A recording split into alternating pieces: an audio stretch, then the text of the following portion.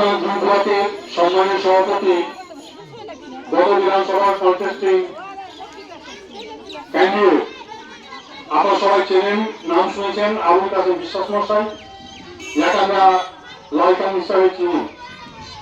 উপস্থিত আছেন অঞ্চল সভাপতিগণ, যার উদ্যোগে আজকে এই পথসভা হচ্ছে, আব্দুল সালাম সাহেব আছেন, শামসুল ভাই কনভেনার আছেন, বিডিআ এবং সেকেন্দ্রার অঞ্চল সভাপতি আছেন, কার্যকরী সভাপতি সলমান শেখ, অনেক যুব এবং বয়োজ্যেষ্ঠ শ্রদ্ধেয় ব্যক্তিবর্গ, সাথে সাথে মা বোনেরা, সকলকে শ্রদ্ধার সঙ্গে সালাম নমস্কার জানাচ্ছি।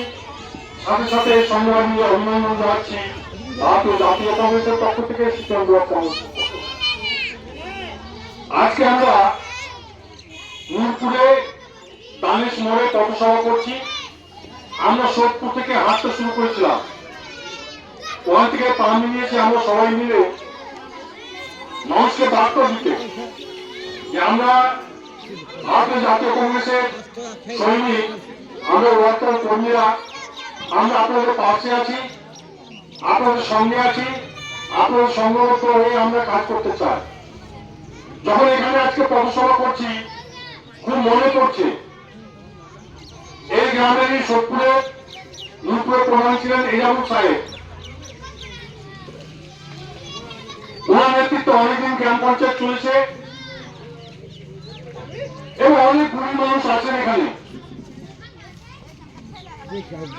অনেকে মনের মধ্যে কংগ্রেসকে ভালোবাসেন, হয়তো সুবিধা পাওয়ার জন্য শাসক দলের দিকে নামটা লিখিয়েছেন। আমি শুনছিলাম যে অনেকে এখানে কর্মসূচি করার জন্য বাধা সৃষ্টি করেছেন বা বাধা দিচ্ছেন। হয়তো তারা সাধারণ মানুষকে বলছেন